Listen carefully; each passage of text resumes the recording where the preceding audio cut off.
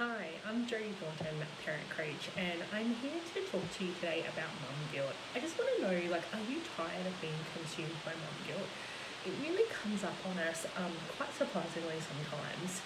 And I want to talk about why mum guilt is actually a thing, why we assume that it's just an ordinary part of parenting, what purpose it serves, because it does actually have a purpose, and what we can do to actually let go of that mum guilt and enjoy being a parent. So the big thing with guilt is that we see a problem. So it might be our children's screen use, it might be their food intake, it could be how much quality time we spend with them, any kind of issue that we see in parenting. And then we shift it to guilt when we decide that there's something about us that is the reason that this problem exists. So if I was a better mum, my kid would eat better. If I was a better mother, my kid would have less screen time. If I was not so selfish a person, I would really want to play with them more. All of these things, and you can see how the theme here is that there's something about me that actually causes this problem for them. So how we see this play out is that we end up making decisions that we're not really comfortable with. So it might be that we decide to allow more screen time than we think is appropriate, and then the next week we ban screens for like a month or until Christmas or whatever. We might find that we're being a little lax on their diet, what they're eating, and then we say, oh, there's no junk food allowed to be bought in this house, we're just not having anything. And we just end up in this pendulum, like one extreme or the other. And when it comes to spending quality time with our kids, we can end up forcing ourselves to do things that we don't enjoy because we feel like we should. And on the inside, we're like, oh, I don't want to do this, I shouldn't have to do this, I don't, how awful is it that I don't even want to spend time with my child? That kind of internal monologue just becomes really toxic and really mean.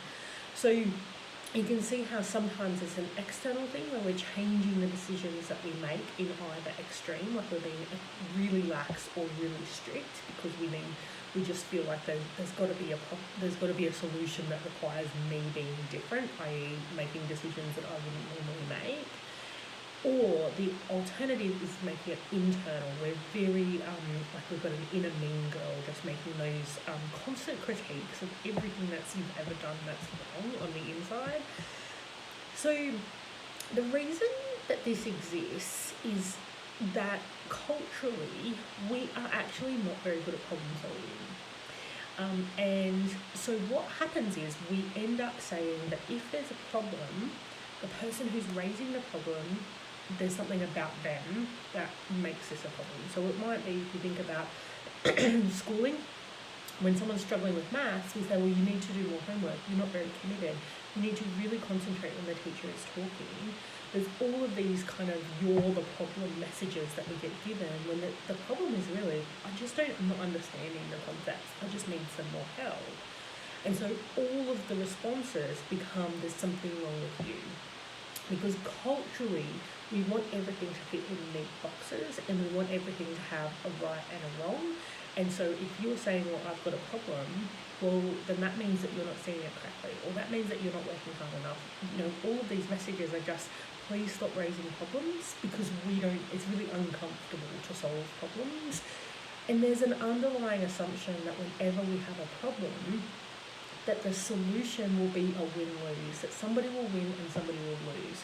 So if you're the one raising the problem, that means that you're currently the loser and you want to be the winner and you want the other person to lose, or that the other person is going to be reaffirmed as their winner position. That's not going to be comfortable for anyone either. So this is kind of the reason why our culture has this obsession with making it, it's your fault that if you've got a problem, it's your issue. And then when you add to that how women are treated culturally, we're taught that if we really love somebody, that we'll sacrifice for them. So of course, if there's a problem, you need to sacrifice more, you need to be better, you need to do better. And so it's no surprise that when mothers say, oh, I'm actually feeling really guilty about something with my parenting, often the response is, well, that means, if you're worrying about it, that means you're a good parent. what? like that, but it makes sense, right? Because if there's a problem, it must be something to do with you. And if you're a woman, you'll sacrifice if somebody you love needs something. So therefore, if you're feeling guilty, that means you're trying really hard to be the person who changes, the person who is the problem, and you're trying really hard to sacrifice more for the person that you love.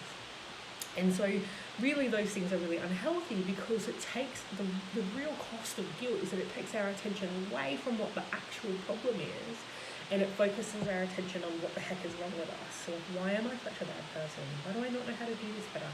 How is it that so-and-so can be such a better mother than I can be? All of this is actually not moving me any closer to a solved problem. So the antidote, like the real solution here, is to either solve the problem or accept that it's not yet solved. And when we accept it's not yet solved, that doesn't mean necessarily that we're just going to let it go and never come back to it. But to sit in the discomfort, that means that I don't have a solution to this problem that I'm really feeling quite urgent about. So what to do? The first thing I want you to do is have a think about what is the earliest sign that you know that you're in guilt.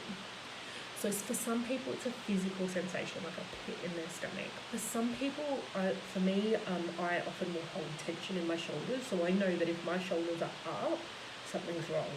So that tells me, that's my signal that I need to focus and see what's going on for me at that time.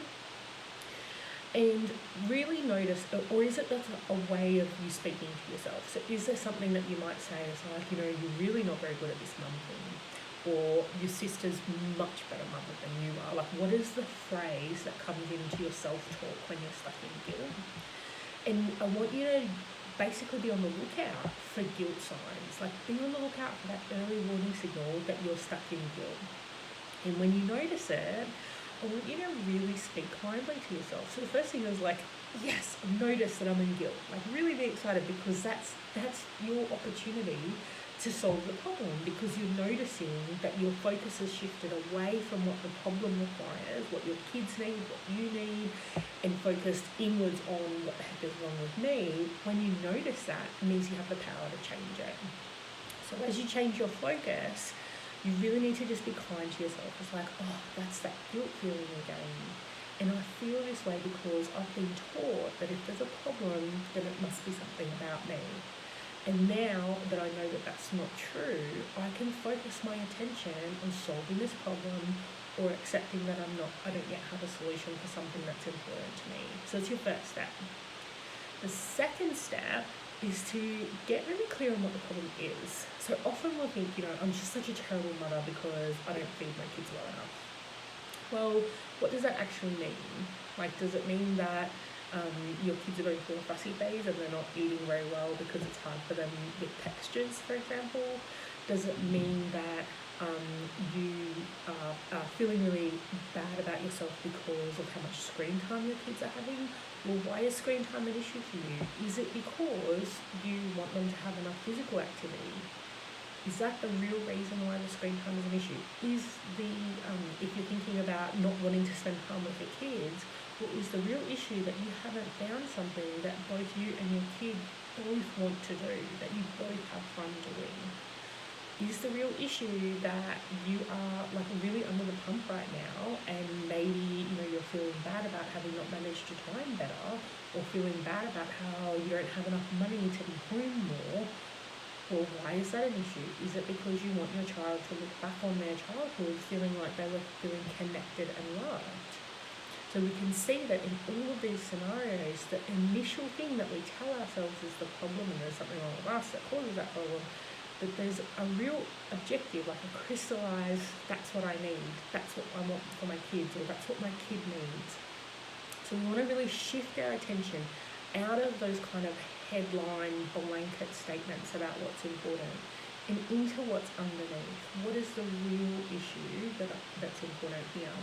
And if you're not sure, you can try a journaling technique where you write down what is the problem, and then you can say, and why is this a problem? And then you write some more. And then why is this a problem? And write some more. And you can do that 5 times. That'll often get you to the real crux of the issue down the bottom. And if you're getting really stuck, you can turn to somebody who you trust to be able to talk you through what's really going on for you and what's really going on for your kids. And then the last step is to either solve the problem or get some help. So when you talk about solving the problem, it can be, if you look at it, your kids want to play imaginary play and you don't want to. If the problem is that from their perspective that they just want to do something fun with you and you want to do something fun with them, then finding an activity that will work, that you both enjoy, is the solution there. And so all it takes is, instead of playing the My Little Ponies for the 100,000th time and complaining on the inside, or saying no, or saying I'll give you 5 minutes, that's all I've got, like all of these things that are just kind of stopgaps or band-aids, actually looking for an activity that you both enjoy. Now, if the problem is actually that your child genuinely loves imaginative play, but also they're an extrovert and they don't want to play imaginatively by themselves, and you still hate it, well, how can you get them some quality time with somebody else to play so that they're not playing by themselves and they get that imaginative play? Is there someone else in your house? Is there a friend of the family? Is there someone who would be willing to Skype with your child? Like, there's all these creative solutions that you can come up with when you get in under what's the real issue. And then other times you're going to be stuck and there's no obvious solution. And here's where we want to come back into that really kindly speaking to yourself, because we culturally we're told you have to fix the problem. Either fix the problem or decide it's not a problem and deny, push it down. And sitting in the discomfort that we have this problem and we haven't solved it yet, that's where we prevent a lot of guilt, because it means that we can acknowledge that there's something important going on that we haven't solved yet. You don't need to focus that attention in on yourself to say, well, clearly I'm not a very good parent, or clearly there's something wrong with me. We're just focused on the fact that I'm really frustrated that I haven't found a solution to this problem yet. And sometimes it's just because it's not the highest priority. So if you've got some big things going on in your life and there are some issues that with your parenting that are just not getting the attention that you want them to get, when you look really at the situation that the family's in and this just isn't the highest priority right now, the part of the guilt is reminding you that this is important to you. So being able to recognise that this is really important to me, unfortunately it's still not my highest priority right now, being able to accept that allows you to see the problem for what it is, remain connected to the fact that that problem is a problem and it is important to you, but right now you just don't have the resources to deal with it. And then also just getting some help, is there somebody that you trust to talk through what is really going on for you? Is there someone that you can ask for the reassurance that you need? Is there someone that you can talk through, like, what really is going on, or what options do you have? And then, and also looking at, like, if the issue is something like, if you don't want to say no to your child playing a particular type of play with them, and you know that the reason you don't like doing that is because you don't know how to say no to your child and know that they're going to be upset and feel confident and comfortable with that, and you know that it's unhealthy for them not to hear no, but you also just don't know how to do it without feeling confident, then reaching out to somebody like me to say, how do I say no when I know I need to, but also I just hate seeing the heartbreak in their little faces, and knowing that if only I enjoyed imaginative play, that heartbreak wouldn't be there. But being able to work with someone like me, we can talk through what are the steps that you can take so that you can achieve the objectives, work through your own reactions and emotions to the situation, and stay focused on what's really going on, like having that real crystal clear focus on what's really going on and some creative solutions. So I hope that this has been really helpful for you today. And I want you to share in the comments below, what is the positive self-talk that you're going to do when you catch the guilt feeling? What are you going to say to yourself that says, yes, I've noticed I feel guilty, which tells me that I have a problem and I haven't learned to solve it yet, and I trust that I will either solve the problem, get some help, or accept that it's okay for now. So pop that in the comments below, and I'll also pop a link in the comments below as to how you can sign up for my regular parenting tips and inspiration to come into your email box regularly. So I'm Jodie Thornton, and I really, really appreciate you watching this video, and I hope it's been really helpful.